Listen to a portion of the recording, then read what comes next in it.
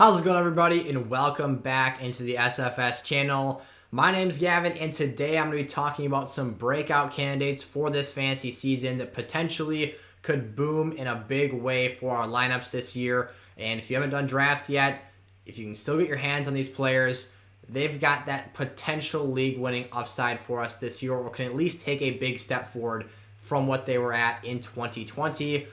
Unless they're a rookie player, obviously. So if you're new around here, drop down, give today's video a like, and subscribe. If you still have fantasy drafts going on, those would be late drafts, but there's still the chance to go out there and purchase access to the 2021 Draft Guide Collection from sizzlefantasy.com. The link to that is in the description of today's video or any other episode here on the channel. So with that being said, thank you all so much for tuning in today. Let's hit that intro and get straight in to our breakout players.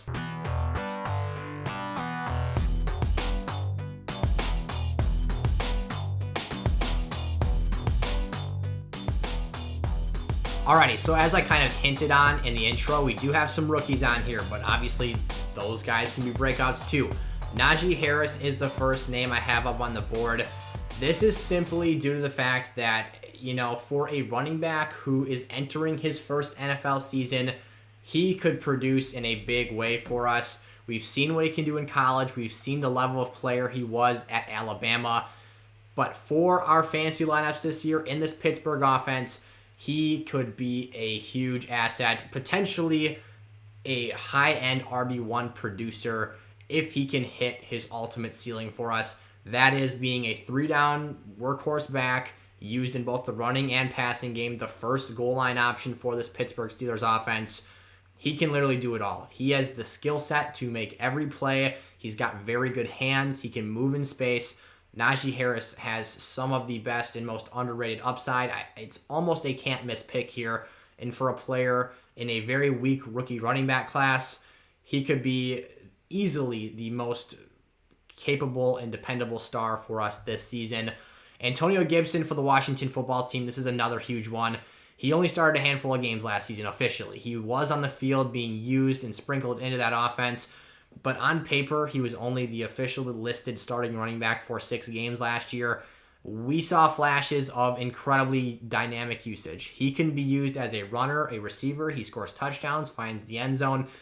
It's all great. There's not much not to like here.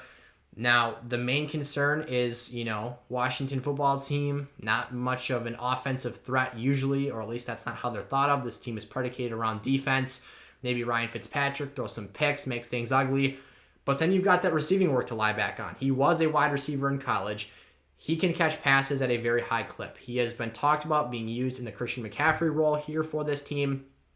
And he's got all the potential in the world to find usage and find ways to be effective regardless of what situation the team is in, down in distance, trailing late in the fourth quarter, whatever it might be. He can run the game out as well if Washington's leading late. So it's a great situation here. He did have turf toe, which slowed him down to end out last season.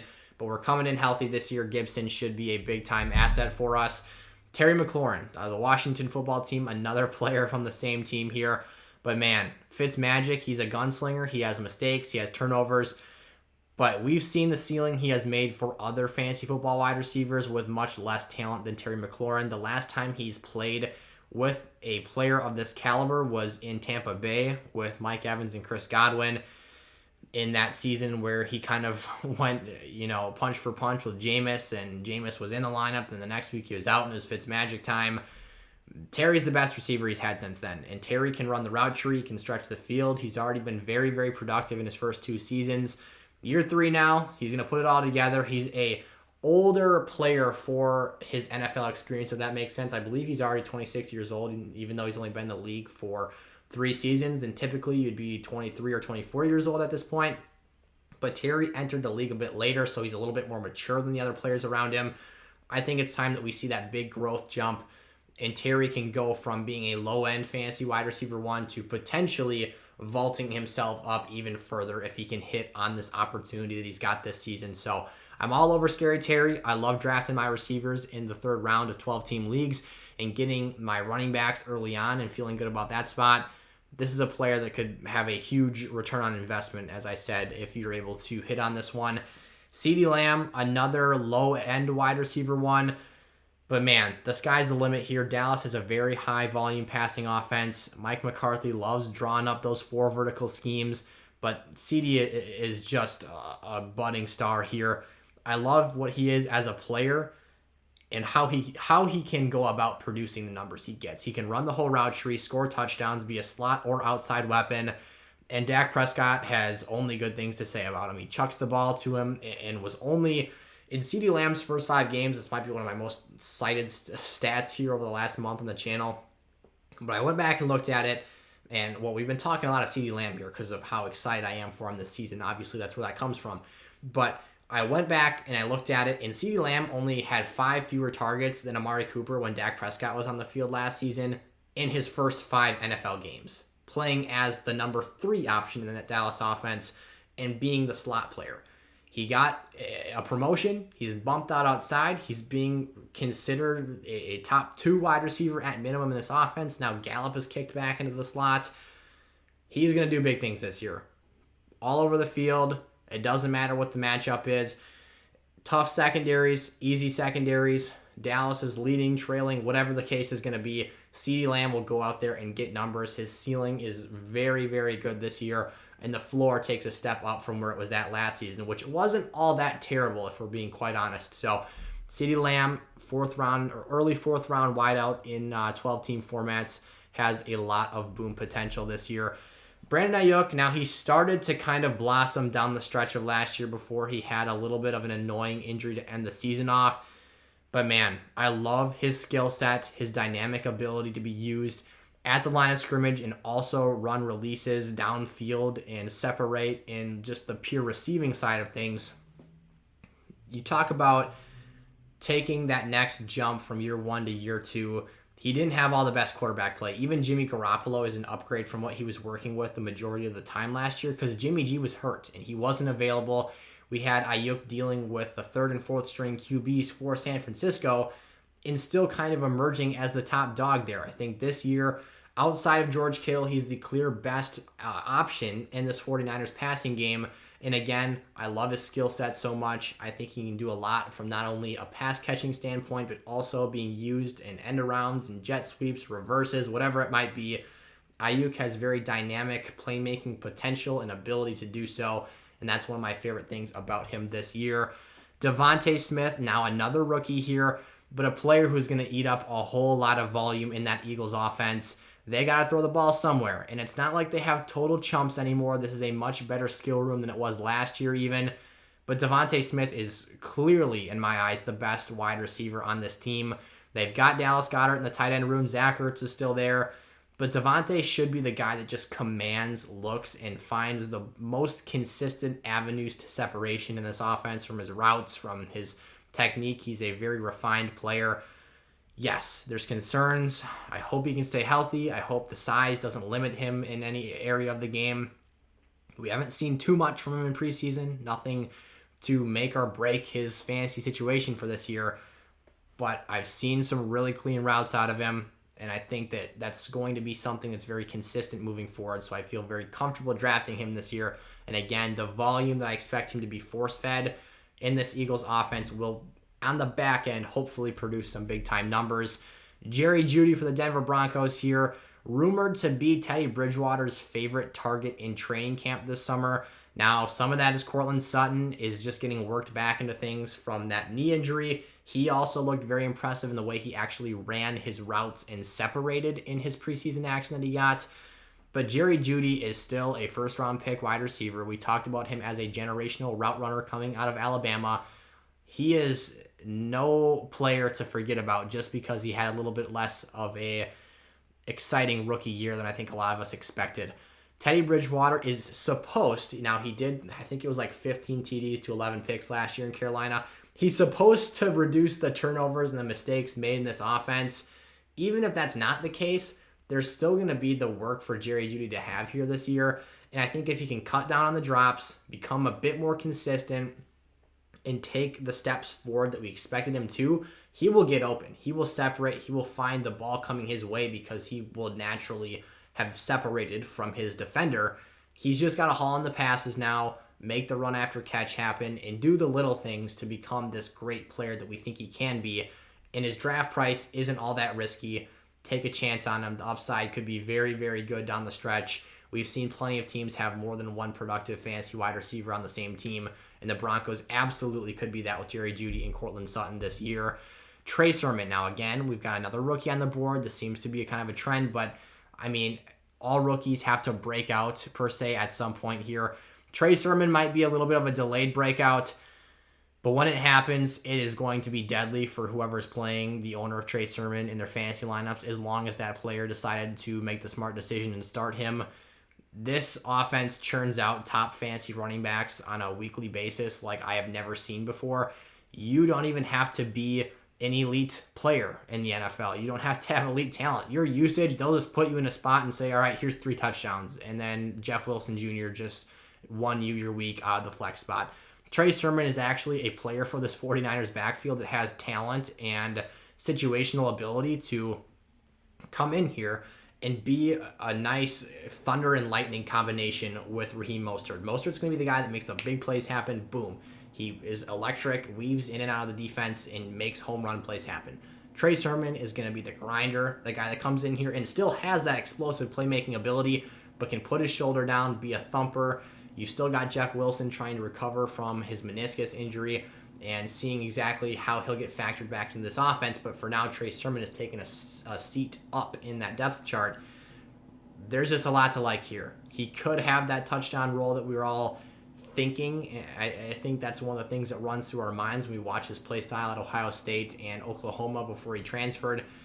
But there's a lot of situational involvement that I really, really like here for Trey Sermon. I think his ceiling is ridiculously high if he gets on the field and just has the opportunity, which he will get at some point this year, to produce for Kyle Shanahan in that 49ers offense. Zack Moss, a year 2 running back here. This is a player I've got. I also have Trey Sermon there. And most of these players, to be quite honest, also made my must-own running back and wide receiver lists from just the other day. But Zack Moss, again, another one of those players, has the chance to increase his usage from his rookie season in this Bills offense and do so in a very meaningful way. The area of the field I think he will become a bit more utilized in is actually the red zone, which is where you're getting your touchdown production from. I just think that being an intelligent organization, the Bills will jump on the opportunity to use a running back and put him in harm's way with the heavy set goal line packages instead of tossing their franchise quarterback that just got paid $268 million. They don't, I would imagine, this is just me using common sense and logic here. I don't have any proven statements from Sean McDermott to back this up, but I think you would use your running back to make those plays happen, who has the ability, the stature, the skill set, and just competency, to score those touchdowns instead of throwing your whole organization in harm's way on the goal line and just asking Josh Allen to take Cam Newton level abuse from defensive fronts. That's just me. I don't know. I could be crazy, but I think that Zack Moss should be in for an increase in the touchdown department this year. He's also a very dynamic player, can catch passes. Devin Singletary is probably even better than him in that phase of the game, but his involvement last year, Zack Moss that is, was rather surprising in a good way, in the sense that I expected him to have little to no receiving usage, and he was very factored into that part of the game, ineffective on screen downs and whatnot. So Zack Moss, a high upside, middle to late round running back pick this year, absolutely could be in for his numbers trending in the right direction this season. Darnell Mooney back in the wide receiver department now.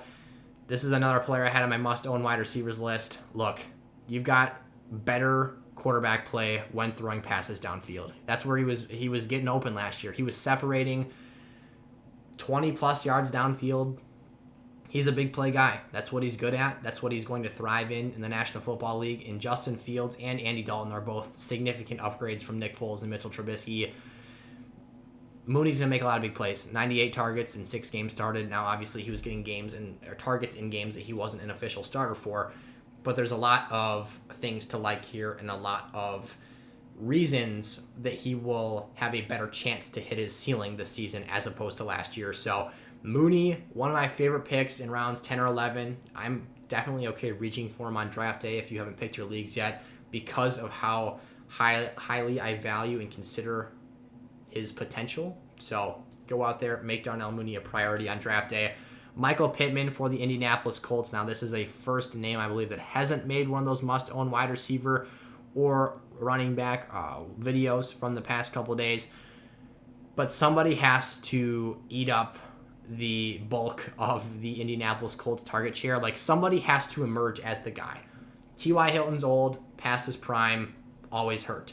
Paris Campbell, frequently injured early in his career, but frequently injured. I think he has a big role in store if Carson Wentz is able to stay healthy and push that ball downfield, but he's on the COVID list right now, so we'll see what happens with that. But Michael Pittman's the guy who I think is the most prototypical receiver of the bunch in Indianapolis and just has the best chance to lead the team in target share. He's not a flashy pick, not a spectacular player from a talent perspective, but he does have nice frame, which leads me to believe that he can be a valuable piece in the red zone and scoring touchdowns for you.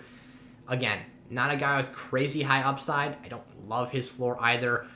But in terms of raw breakout candidates, it's got to be somebody. For me, it's Paris Campbell or Michael Pittman. I'll take Michael Pittman because I think that his overall complete pro game, his stature, and just his youth and relative health here, albeit he's only been in the league 1 year, but he hasn't had any significant injuries, whereas Paris is coming off an ACL. I'll take Michael Pittman as the more likely of the two candidates to break out. Elijah Moore back in the rookie department for the Jets. Super high upside here. The Jets have a lot of fog as to who's going to be their number one receiver this year, but you've got a rookie quarterback and a rookie wide receiver. To me, that screams chemistry. To me, when Elijah Moore isn't as explosive of a playmaker as he is, and having a playmaking gunslinger quarterback in Zach Wilson, I just think it's a nice combination. It clicks nice. It seems like that is a good matchup for a quarterback-wide receiver duo. And Moore is a very, very, very talented player. I think that he was very underrated on draft day because he's a bit smaller, but he's going to make big plays. He's going to make big things happen. And if Zach Wilson can prove to be the real deal in New York, that should be a pretty primetime connection.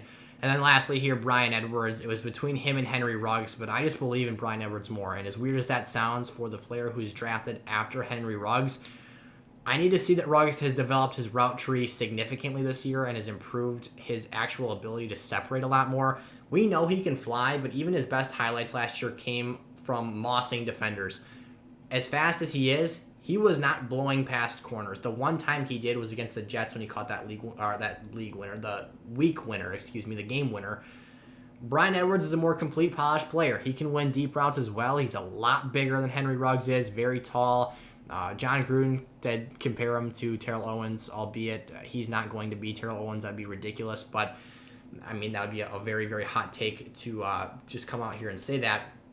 But at least paints the picture that he's viewed as a valuable piece in that organization. And I expect the starters for this team will be Bryan Edwards, Henry Ruggs, Hunter Renfrow. They need someone to step up and fill that passing void from Nelson Aguilar last year. It was a very lackluster passing offense to begin with because they've got Darren Waller and then a lot of question marks. But I think that Bryan Edwards also has that build where he looks like he could be a legitimate number one in this league. He's got the talent. He just needs to show us and prove that he has the confidence and the assertiveness to go out there and take command of those reps and opportunities, because at the end of the day, I think he could be a very special player if he capitalizes on the opportunity that he's got there in Las Vegas. There you have it. So that was a list of breakout candidates for this fantasy football season. There's certainly others out there, but these are just a grouping of my favorites at the moment. Let me know. Do you need any help with your fantasy league, setting lineups, whatever it might be? We're getting pretty dang close to week 1 now, so I'm here to interact with you guys and help you however I can to win those fantasy football championships this year. Whether it's the comment section, the community Discord, checking out SFS Gold, which is going to be something that we dive into a lot more on the channel here in the coming weeks and months here of this fantasy season. We've got all the stuff you could possibly need to go out there and be league winners this season and have a really successful campaign in 2021. So I couldn't be more excited. Drop down and give today's video a like if you are excited for the NFL season to get underway as well. And I'll see you guys tomorrow. Peace out.